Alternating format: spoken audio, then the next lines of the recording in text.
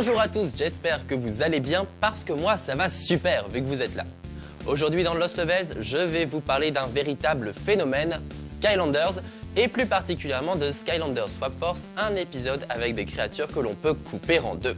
Couper en deux, quelle horreur! Mais non, je vais vous expliquer. Tout d'abord, il faut savoir que Skylanders Swap Force est le troisième épisode de la série Skylanders, qu'il a été développé par Vicarious Visions et édité par Activision, et qu'il est sorti sur Xbox 360 et Xbox One, PlayStation 3 et 4, Wii et Wii U et 3DS. Oui, ça en fait des supports. Les figurines de Skylanders sont équipées de la technologie NFC, ce qui signifie qu'en approchant la figurine du socle de jeu, elle apparaît tout simplement à l'écran et on peut l'incarner. Magique! Et la nouveauté de ce troisième épisode, c'est que l'on peut combiner deux morceaux de créatures pour en créer une troisième. Vous ne comprenez toujours pas? Le mieux, c'est encore de voir ça avec des images made in Paris Games Week 2013. Allez, c'est parti! Ah bah voilà, une petite roue et tout de suite on comprend mieux. Là, je suis en train d'assembler le haut de Washbuckler avec le bas de plusieurs autres Skylanders Swap, ce qui permet donc d'obtenir une créature originale dotée de deux éléments différents. Mais ce n'est pas tout, chaque Skylander Swap dispose d'un pouvoir particulier, certains sont capables d'escalader les murs, d'autres de creuser dans la terre et d'autres encore de tourbillonner comme des toupies. Il existe au total 8 pouvoirs différents qui donnent accès à des mini-jeux au fil de l'histoire. Et autre grande nouveauté dans l'aventure, il est désormais possible de sauter. Les niveaux que l'on traverse sont donc un peu plus vastes et surtout ils laissent plus de place à l'exploration, même si le titre se révèle toujours un poil trop répétitif en dehors des combats. Toujours est-il que pendant les affrontements, on peut donc sortir tout son attirail de Swap Force, mais aussi réutiliser les bébêtes que l'on avait pour les épisodes précédents, y compris les 8 colosses de l'épisode Giants.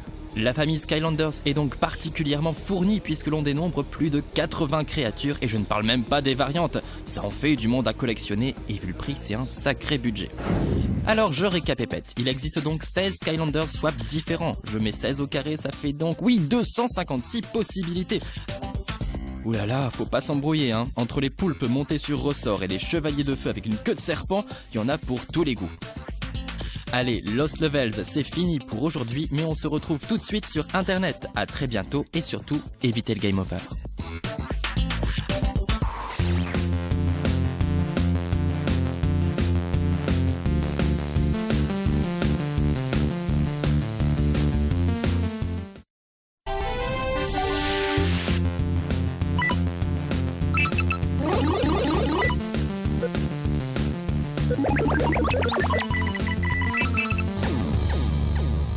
Bonjour à tous, j'espère que vous allez bien parce que moi ça va super vu que vous êtes là.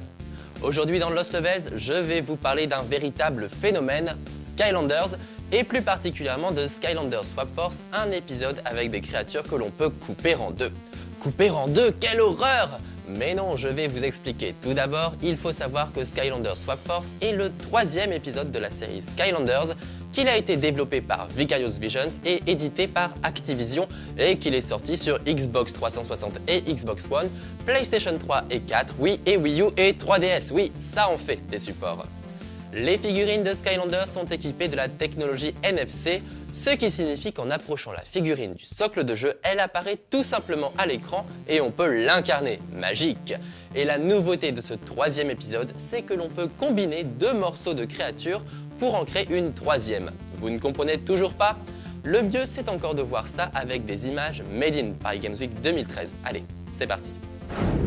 Ah bah voilà, une petite roue et tout de suite on comprend mieux. Là, je suis en train d'assembler le haut de Washbuckler avec le bas de plusieurs autres Skylanders Swap, ce qui permet donc d'obtenir une créature originale dotée de deux éléments différents.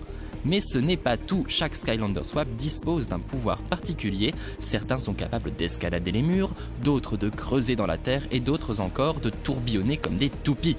Il existe au total 8 pouvoirs différents qui donnent accès à des mini-jeux au fil de l'histoire. Et autre grande nouveauté dans l'aventure, il est désormais possible de sauter.